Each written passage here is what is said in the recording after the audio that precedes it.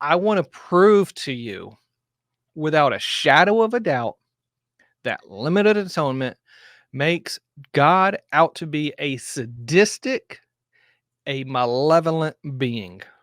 Those are very strong words. How can I prove that limited atonement makes God's character to be malevolent and to be very sadistic in the fact that he takes pleasure in creating people for hell? How can I prove that?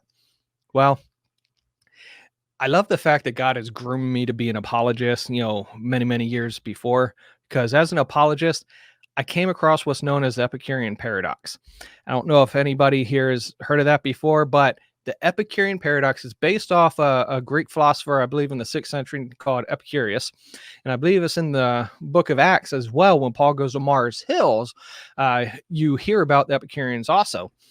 But the Epicurean paradox is this philosopher's conundrum as far as, okay, if you believe in a good God, where does evil come from? This is what's known as theodicy. If you believe in a good God, why is there evil and suffering in the world? And so Epicurean puts in this paradox format. He says, okay, if God is willing but not able to stop all evil, then he is not omnipotent. Okay, so if God is willing, he wants to stop evil, but he just can't, then he's not omnipotent. He's not able. He's not all powerful. If God is able to stop all evil, but he is not willing to stop all evil in the world, then he is malevolent.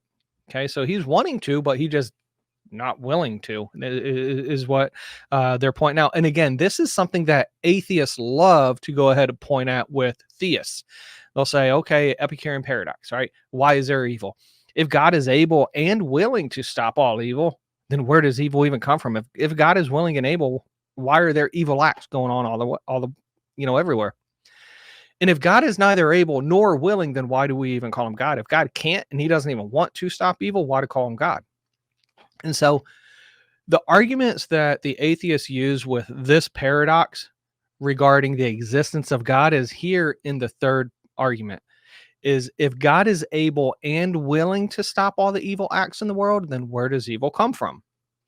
Well, when you're asking me and you're coming from a biblical perspective, well, evil comes from the free will of man. Simply put, it comes from the free will of man, that God gives every individual freedom of choice to choose or to reject.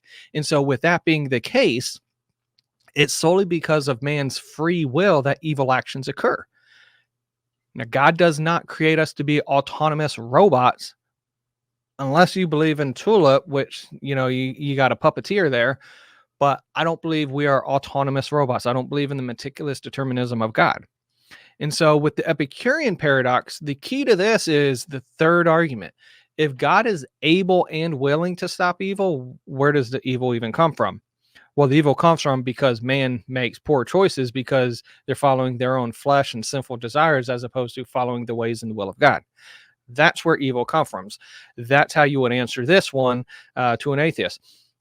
And if you've ever heard of the omnipotence paradox, can God make a rock so heavy he can't lift it? Can God make a taco or burrito so hot he can't eat it? Again, I cover that in here as well. So if you're wondering as far as the question to that answer that critics levy, it'll be in that book. All right. What does this have to do with limited atonement? So let's look at this. I've titled this the atonement paradox. The atonement paradox.